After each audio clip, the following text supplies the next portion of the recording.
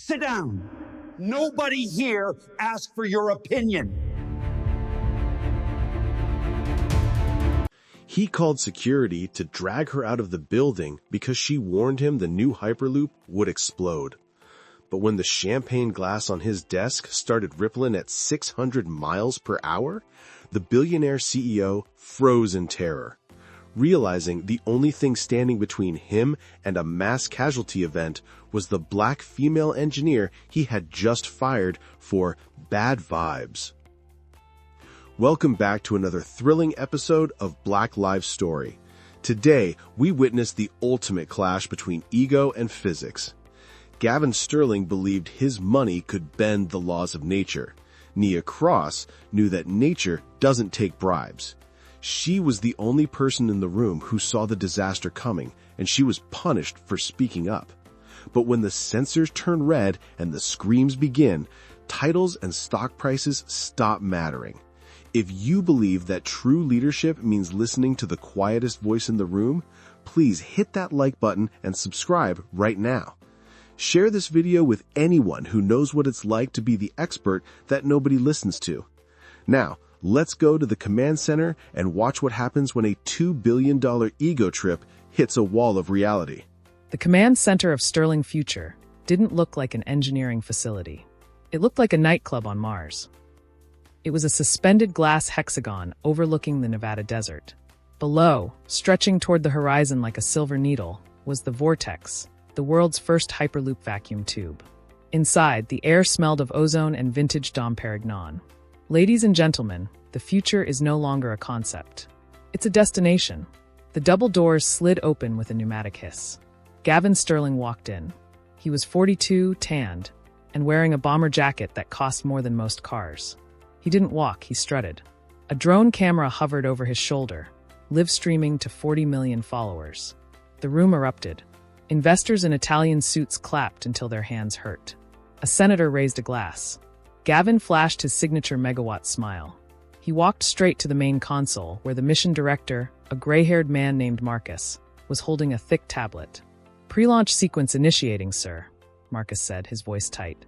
"We are running the final diagnostic on the magnetic levitation seals. It will take 20 minutes. Gavin laughed. He clapped Marcus on the shoulder, hard. 20 minutes? Gavin said, his voice amplified by the room's acoustics. "Marcus, the media is live. The stock is rallying. We don't bore the world with diagnostics." Gavin swiped the tablet out of Marcus's hand and tossed it onto a desk without looking. "Skip the pre-check," Gavin commanded. "Override the safety locks. We launch in T-10. "But sir, history doesn't wait for checklists, Marcus. Initiate the countdown." The room cheered again. The giant screen on the wall shifted to a 10-minute clock. The music swelled, a thumping bass line designed to get hearts racing. 30 feet below the VIP deck, into the pit, the atmosphere was different. There was no champagne. There was only the blue glow of monitors and the smell of stale coffee. Nia Cross sat at Terminal 14. She was 29, wearing a company polo that was a size too big and glasses that kept sliding down her nose. She wasn't clapping. Her hand was gripping her mouse so hard her knuckles were yellow. On her screen, thousands of lines of code cascaded like a waterfall. To anyone else, it was just data. To Nia, it was the heartbeat of the machine. And the heartbeat was skipping. Thump thump, pause. "Sector 4, Nia whispered to herself. She zoomed in on the schematic of the tube. Sector 4 was the section where the track curved slightly around a bedrock formation. It was reinforced with a new, experimental alloy Gavin had insisted on because it was lighter and cheaper. Nia tapped a key. Thermal integrity, 99.96%. It looked perfect. It was green. The system flagged it as optimal. But Nia didn't look at the green number. She looked at the variance. Variance, 0.04%. It was microscopic. A hair fracture. A ghost in the machine. "It's vibrating," Nia murmured. She ran a quick simulation on her second monitor. She input the launch speed, Mach 1, 767 miles per hour. The simulation showed the 0.04% variance interacting with the harmonic frequency of the pod at that speed. Ripple. Expand. Shatter. In the simulation, the tube didn't just crack. It unzipped. Nia felt a cold sweat prickle on her neck. It wasn't a risk. It was a mathematical certainty. She stood up. Her legs felt heavy. "Hey," she said to the senior engineer next to her, a man named Kyle who was busy watching the live stream of Gavin. "Kyle, look at Sector 4. "Not now, Nia," Kyle said, not turning around. "Gavin is about to pop the bottle." "It's the alloy," Nia pressed, her voice rising. "The thermal expansion variance is 0.04%. If we hit Mach 1, the resonance will tear the welds apart." Kyle rolled his eyes. He turned to her, annoyed. "Nia, the tolerance is 0.1%. You're at 0.04%. You're literally worrying about nothing. It's within the safety zone." The safety zone was calculated for the old alloy. Nia argued, pointing at the screen. "This is the new composite. It's more brittle. It can't handle the vibration." "Sit down, Cross," Kyle snapped. "Don't be a buzzkill. We launch in 8 minutes." He turned back to the screen, cheering as Gavin Sterling jumped onto a table on the VIP deck, rallying the crowd like a rock star. Nia looked at the celebration. She saw the senator laughing. She saw the investors toasting. Then she looked at the red line on her simulation, slowly rising toward catastrophic failure. She was the only person in the building who wasn't wearing rose-colored glasses. She was the only one seeing the blood. She looked at the staircase leading up to the VIP deck. It was guarded by security. It was a restricted zone. Nia swallowed hard. She grabbed her tablet. She wasn't going to sit down. Have you ever seen a disaster coming that no one else believed? Tell me about a time you were the alarm bell that everyone ignored in the comments. Nia's fingers flew across the cracked screen of her personal tablet. She wasn't using the company interface anymore. The official software had safety filters that smoothed out anomalies. She was running a raw physics kernel she had coded herself. Input, Sector 4 geometry. Input, alloy 6x tensile strength. Input, velocity 700 miles per hour. She hit run. The screen didn't buffer. It flashed instantly. Simulation result, catastrophic failure. Time to destruction, 14 seconds after Mach 1. Nia watched the wireframe animation. On the screen, the Hyperloop pod hit the curve.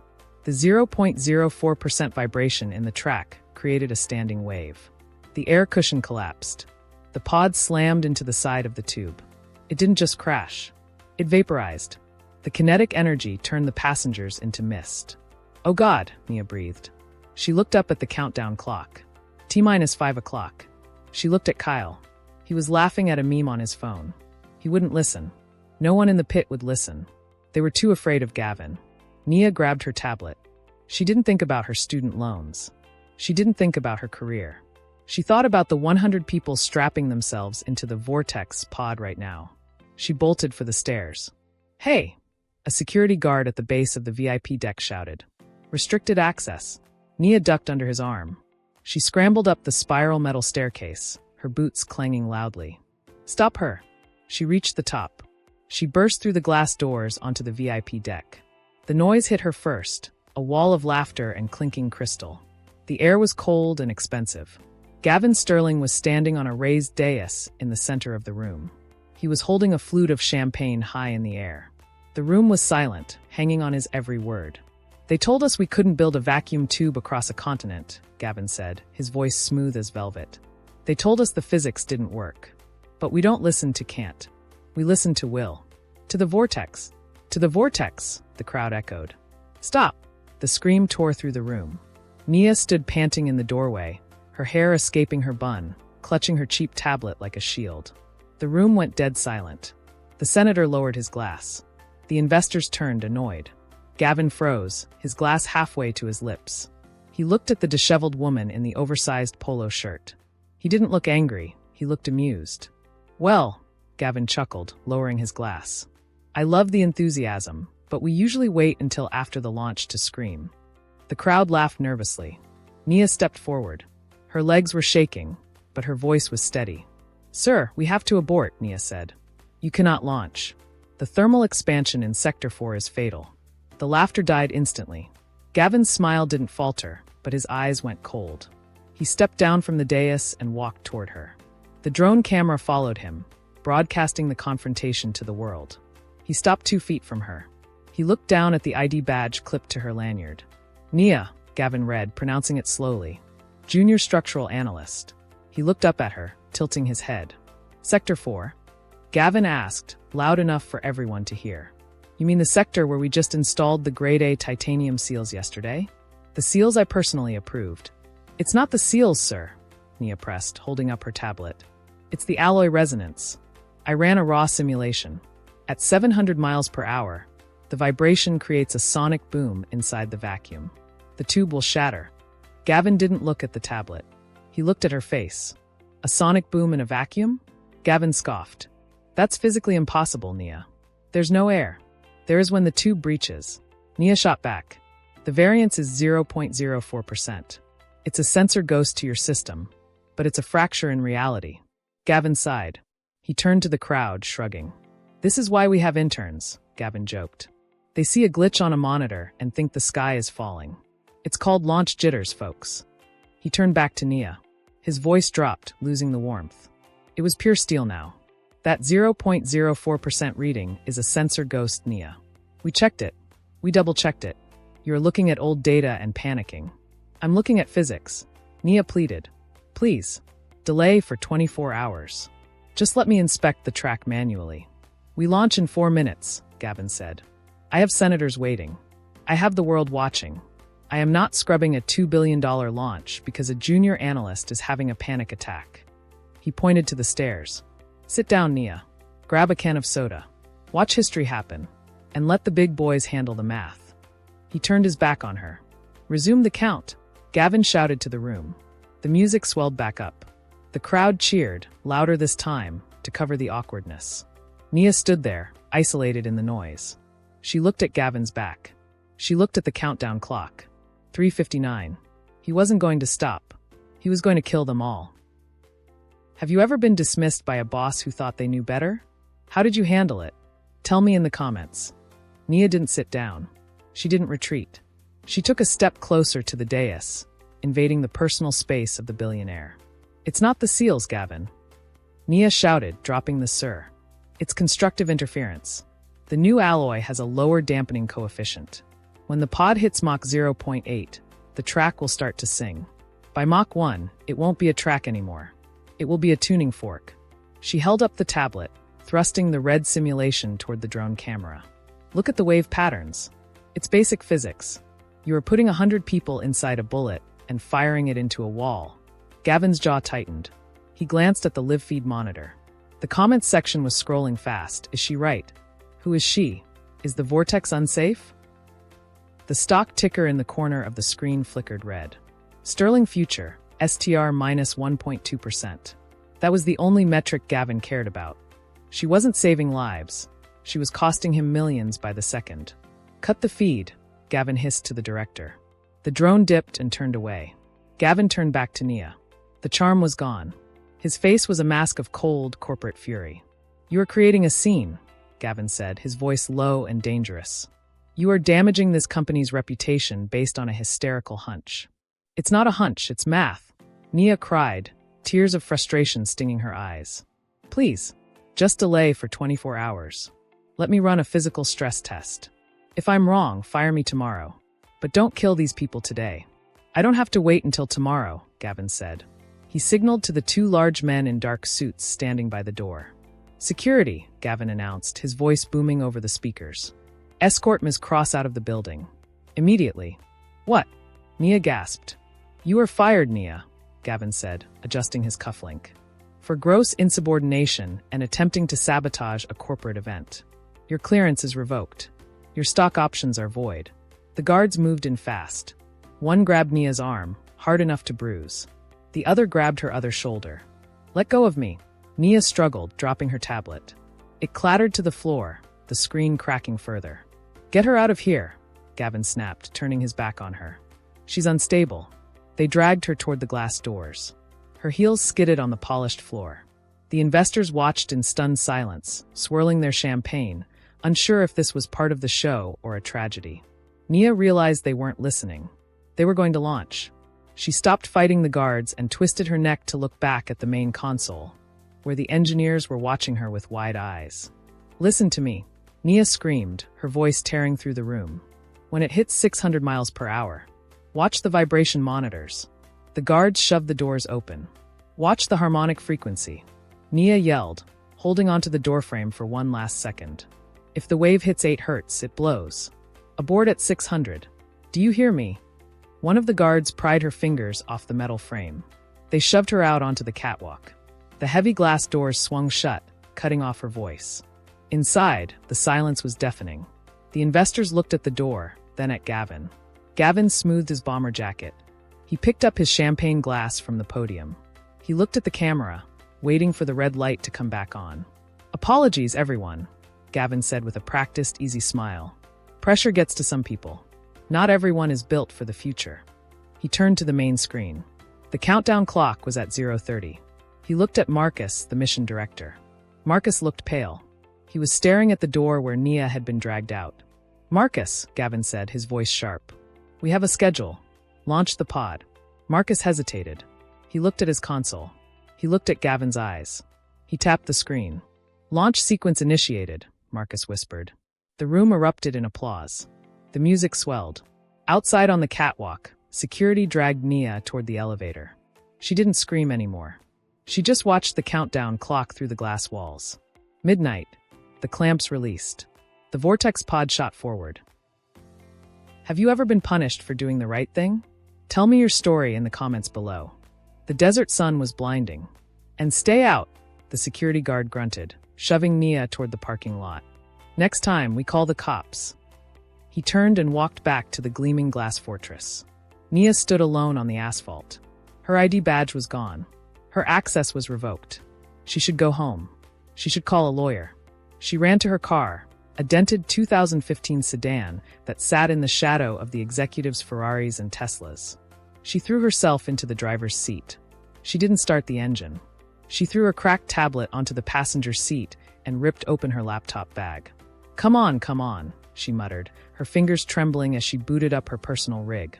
She didn't need a badge to get back in.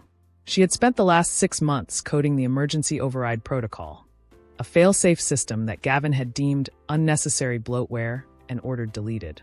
Nia hadn't deleted it. She had hidden it. She tethered her phone's hotspot. She opened the terminal window. The screen was a black void with a blinking green cursor. Connect, vortex_min_bus user, ghost_root password. Access granted. Nia exhaled, her breath fogging the windshield. On her screen, the telemetry flooded in. It wasn't the sanitized PR feed the investors were watching. It was the raw vein. Velocity, 0 miles per hour. Status, launch. Inside the command center, the world was vibrating with bass. 3, 2, 1, launch, Gavin shouted into the microphone. On the massive wall screen, the interior camera of the pod showed the passengers cheering. The electromagnetic rails fired. Tum. The pod shot forward.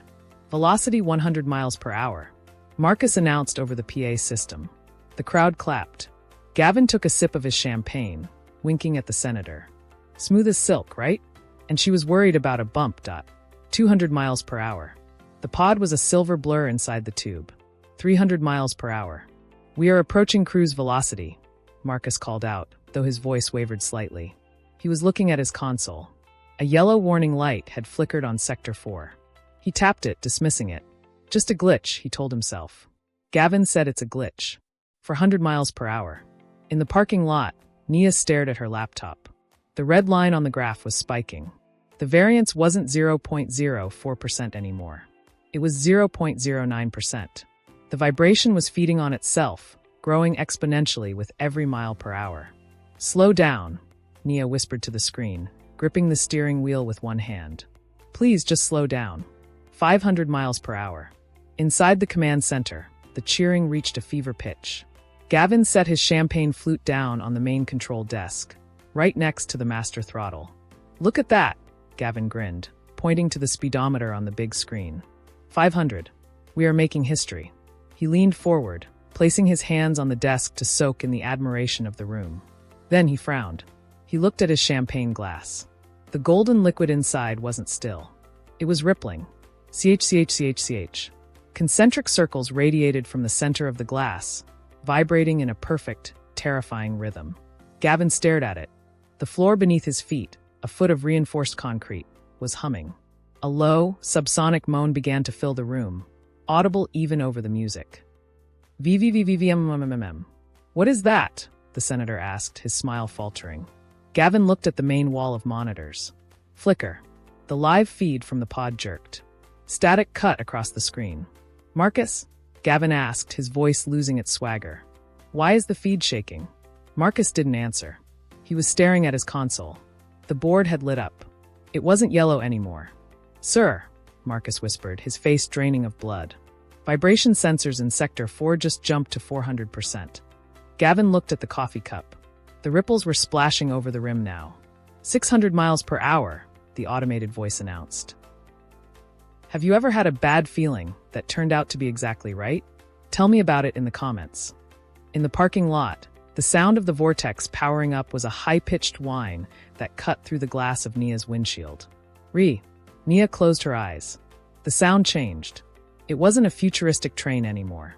It was rusty steel grinding on a track. Time shift, 20 years ago. The state fair. Nia was 9 years old, holding a cloud of pink cotton candy. She was standing next to her father, a man with grease under his fingernails and a smile that lit up the midway. He was the lead mechanic for the ride company. "Daddy, look." Nia pointed to the Thunderbolt coaster. "Can we go?" Her father didn't look at the cars. He looked at the supports. He frowned. He walked over to the ride manager, a man counting cash in a booth. "Boss," her father said, his voice worried. "Strut number 3 has a stress fracture. It's hairline, but it's there. We need to shut it down and weld it." The manager didn't look up. "We have a line of 300 kids, Ray. Shut it down now, we lose $5,000. Wrap it in duct tape, and we'll fix it Monday." "But the physics." "Physics doesn't pay the bills, Ray. Run the ride." Nia watched her father tighten his jaw. He didn't have the power to stop it. He went back to the control booth, watching the cars climb the hill. Clack, clack, clack. The scream happened at the bottom of the loop. It wasn't a scream of joy. It was the sound of metal snapping. Strut number 3 gave way. The car derailed. Nia remembered the dust. She remembered the silence that followed the crash. And she remembered her father running into the wreckage, pulling children out until his heart gave out from the stress that night in the hospital. At the funeral, Nia made a promise to the empty casket. She would never be the mechanic who stayed quiet. She would be the engineer who stopped the ride. Snap! The memory dissolved. Nia opened her eyes. She was back in her car, staring at the red line on her laptop. "Not today," she whispered. "No one dies today." Inside the command center, Gavin Sterling watched the monitor as the vibration warning flashed yellow. He felt a twinge of anxiety, but he pushed it down. He had felt this before. Time shift, 5 years ago. Silicon Valley Boardroom. Gavin was younger, hungrier. He stood before a table of investors. On the screen behind him was a video of his first invention, the Ion X battery. In the video, the battery didn't charge. It exploded. It torched a Tesla in a parking lot. The investors were furious. "It's a disaster, Gavin. The thermal runaway is uncontrollable. We have to recall." Gavin didn't flinch. He picked up the remote and turned off the screen. "It's not a disaster," Gavin said smoothly. "It's a rapid unplanned disassembly. It proves the energy density is higher than anything on the market. We don't recall. We rebrand." He launched a PR campaign the next day. He blamed the user. He dazzled the press with a new prototype that was just an empty shell. The stock went up 20%. Gavin learned a lesson that day. Reality is negotiable. If you have enough charisma, you can bend the truth until it breaks. He believed he was special. He believed the rules of ordinary men didn't apply to him. Snap! Gavin blinked. He was back in the command center. The floor was vibrating. The champagne was splashing. "Sir," Marcus yelled over the rising noise of the alarms. "Sensor 4 is critical. We are at 580 miles per hour. The variance is exponential." Gavin looked at the screen. He looked at the red warning light. His instinct kicked in. "Spin it. Deny it. It's just turbulence." Gavin shouted to the terrified room. "It means we're breaking the sound barrier. It's the sound of victory." But deep down, in a place he hadn't visited in years, Gavin felt a cold, hard knot of fear. Because he looked at the coffee cup, and he realized that for the first time in his life, he couldn't talk his way out of this. You can lie to investors. You can lie to the press. But you cannot lie to a harmonic wave. Have you ever seen someone try to spin a disaster? Did it work? Tell me in the comments. 600 miles per hour. The number flashed on the main screen in white. Then instantly it turned blood red. It didn't start with an explosion. It started with a sound. Deep inside the vacuum tube, the microscopic variance in Sector 4 woke up. The harmonic wave hit 8 Hz, exactly what Nia had predicted. The alloy didn't just vibrate, it shrieked. Screech. It was a sound like 1,000 violins snapping at once. It pierced through the heavy soundproofing of the command center. The glass walls of the hexagon rattled so hard that a light fixture tore loose from the ceiling and crashed onto the VIP deck. "What is that?" the senator yelled, covering his ears. On the main wall, the optimal green grid of Sector 4 vanished. In its place, a jagged, angry red canyon tore across the screen. Critical instability. Sector 4 integrity, 12%, 8%.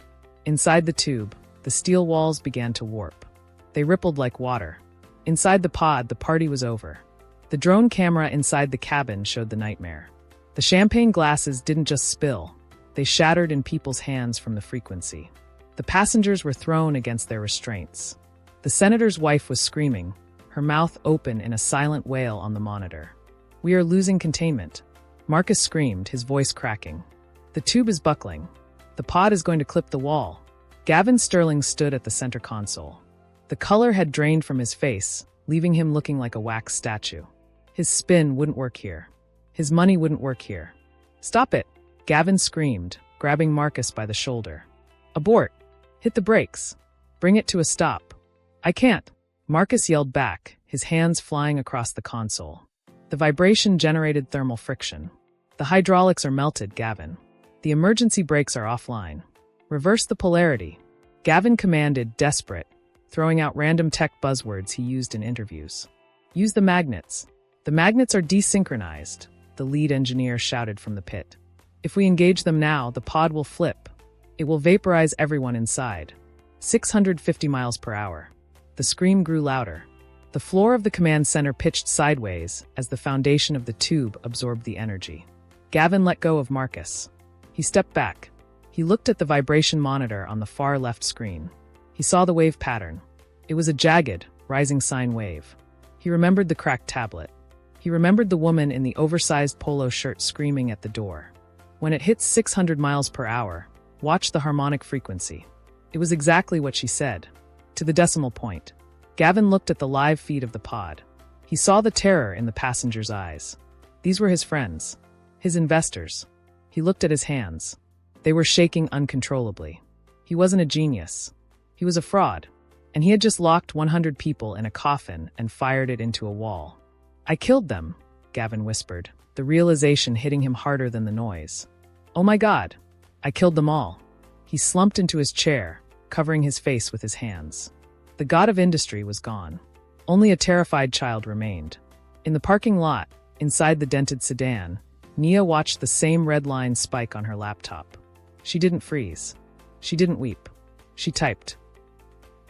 Have you ever had to step in when the person in charge froze? Tell me about it in the comments. The tube was no longer a transport system. It was a bomb. Sector 4 integrity, 2%. On the main screen, the live feed from the pod was a blur of violence.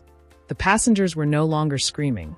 They were braced for impact, huddled in the wreckage of the luxury cabin. The pod was shaking so violently that the rivets were popping, pinging off the interior walls like bullets. In the command center, the noise was absolute. Alarms, structural groans, the panic of the investors. "We have hull breach." Marcus screamed, throwing his headset onto the console. "It's over. Impact in 5 seconds." Gavin Sterling didn't move. He sat in the center chair, surrounded by the wreckage of his ego. He watched the red line on the vibration monitor flatline at the top of the graph. He thought about the press releases. He thought about the interviews.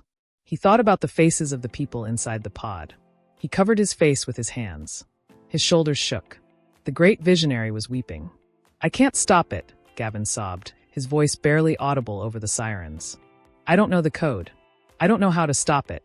0403. The countdown to death ticked on the main screen. Then the world blinked. ZZZRT. It happened all at once. Every screen in the room, the massive wall display, the engineer consoles, the drone feeds, went black. The sirens cut out. The room was plunged into sudden, terrifying silence and darkness. What happened? The senator screamed from the floor. Did we crash? Total system failure, Marcus whispered in the dark. We lost the telemetry. They're gone. But they weren't gone. On the main wall, a single pixel lit up. Then another. A primitive, pixelated icon appeared in the center of the darkness. It was a crude white skull and crossbones, an old hacker's warning. Gavin looked up, wiping the tears from his eyes. What is that? The skull flashed once. Twice. Then it dissolved into a stream of cascading green text. It wasn't the slick, graphic interface of Sterling Future. It was raw, aggressive code. System lockdown detected. Initiating brute force override, bypassing admin protocols, encryption key. Lines of code scrolled faster than the eye could read. Gavin stood up. The engineers in the pit stood up. Someone is hacking us, Marcus gasped. Someone is taking control of the main bus. Who? Gavin whispered. Who could get past the firewall? The scrolling stopped. The text cleared. A single, blinking prompt appeared in the center of the giant screen, 10 feet tall. Access granted. Remote user identified. The cursor blinked once. Nia Cross. The name hung there, glowing in the darkness of the room. Gavin stared at the name of the junior analyst he had fired 10 minutes ago. The woman he had humiliated. The woman he had dragged out by security. She wasn't gone. She was in the system. And she was the only pilot left. In the parking lot, the heat inside the sedan was suffocating. Nia didn't feel it. Her fingers were a blur on the keyboard. Status, hydraulic failure. Status, magnetic braking offline. Damn it, Nia hissed. I can't stop it. It's a bullet without a trigger. She looked at the telemetry. The pod was at Sector 3. It would hit the compromised Sector 4 in 12 seconds. At that speed, the vibration would shatter the hull, and everyone inside would be turned into red mist. She needed to slow it down. But how do you slow down a train that has no brakes and is floating on a magnetic cushion? Friction, her brain whispered. You need drag. But there is no drag in a vacuum. That was the whole point of the vortex. Nia's eyes widened. She stared at the schematic of the tube. If there's no drag, Nia whispered, her hand hovering over the keys. Then I have to make some. She pulled up the schematic for the emergency pressure release valves. They were designed to vent the tube slowly over 24 hours for maintenance. But if she triggered all of them simultaneously, in front of the pod, the sudden rush of atmospheric pressure would be violent. It would be like slamming into a wall of molasses. The air rushing in would create a massive pressure wave. It would shatter the tube. It would twist the steel tracks like pretzels. It would completely destroy the $2 billion infrastructure Gavin had built. But that wall of air would catch the pod. It would cushion the impact. It would turn a fatal crash into a survivable wreck. Command, override_valve_control_ target, Sector 4. A red warning box popped up on her screen. Warning, catastrophic structural failure imminent. Estimated cost of damage, $2,100,000,000. Do you wish to proceed? Y/N. Nia looked at the number. $2 billion. If she did this, she would be sued for the rest of her life. She would be bankrupt. She might go to prison for sabotage. She looked at the countdown. 6 seconds. She thought about her father. She thought about the mechanic who didn't stop the ride because it cost too much. Physics doesn't pay the bills, the manager had said. Screw the bills, Nia said. She hit Y. She hit enter. Executing, vent_atmosphere. The desert floor didn't just crack. It detonated. Command executed. A mile-long chain of emergency pressure valves along Sector 4 blew open simultaneously. Boom, boom, boom, boom. It sounded like a carpet bombing run. Dust geysers shot 500 feet into the air. The vacuum inside the tube, the void that allowed the pod to travel at supersonic speeds, vanished instantly. The atmosphere of Earth rushed in to fill the empty space. It hit the oncoming pod like a physical hammer. 700 miles per hour. The pod slammed into the wall of air. Inside the cabin, the passengers were thrown forward against their safety harnesses with 4 Gs of force. The windows didn't break, but the air outside turned white with friction heat. Scree! The pod's magnetic levitation failed as the track warped from the pressure change. The emergency skids dropped, grinding against the steel underbelly of the tube. Sparks showered like fireworks, filling the tunnel with blinding light. For 100 miles per hour, 200 miles per hour, the tube around them was disintegrating, peeling back like a banana skin, shedding velocity with every shattered bolt. 50 miles per hour. 0. With a final, groaning shudder, the pod ground to a halt just 50 feet from the fatal curve of Sector 4. It sat there, smoking, battered, half buried in debris. But it was in one piece. Inside the pod, a baby started crying. Then a cough. Then a voice.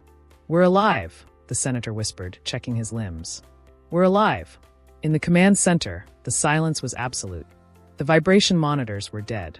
The telemetry was offline. The room was dark, lit only by the emergency track lights. Gavin Sterling stood at the window, staring down at the smoking ruin of his $2 billion tube. He looked like a ghost. "She destroyed it," Marcus whispered, staring at the blank screens. "She destroyed the vortex." "She saved them," a quiet voice said. The engineers turned. On the massive main screen, the skull and crossbones flickered one last time. Then the webcam feed initiated. The screen filled with the grainy, low-light image of the interior of a 2015 sedan. Nia Cross sat in the driver's seat. She looked exhausted. Her hair was a mess. The reflection of her laptop screen glowed in her glasses. She looked directly into the camera lens. She looked directly at Gavin. She didn't scream. She didn't gloat. She simply adjusted her glasses. "You're welcome," Nia said coldly. She closed her laptop. Click. The screen went black. 1 hour later, the parking lot was a sea of flashing red and blue lights. Nia sat on the hood of her car, watching the chaos.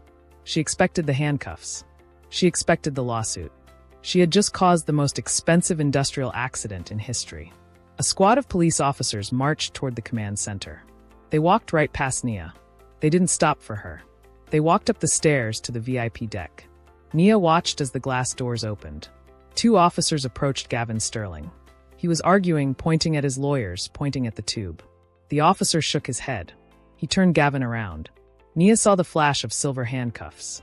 Breaking news. Sterling Future CEO arrested for criminal negligence. Whistleblower evidence proves he ignored safety warnings. Nia felt a vibration in her pocket. It wasn't an alarm. It was her phone. Unknown number. She answered. "Hello. Ms. Cross," a trembling voice said. It was the chairman of the board for Sterling Future. We saw the logs. We saw the simulation. You saved the company from a mass casualty event." Nia didn't say anything. "We want you back," the chairman pleaded. "Name your price. Chief engineer. VP of operations. Anything. We need you to fix this." Nia looked at the smoking wreckage of the tube. She looked at the police car taking Gavin away. She thought about her father. She thought about the mechanic who didn't have a voice. "You can't afford me," Nia said. "We'll pay double," the chairman begged. "It's not about the money," Nia said.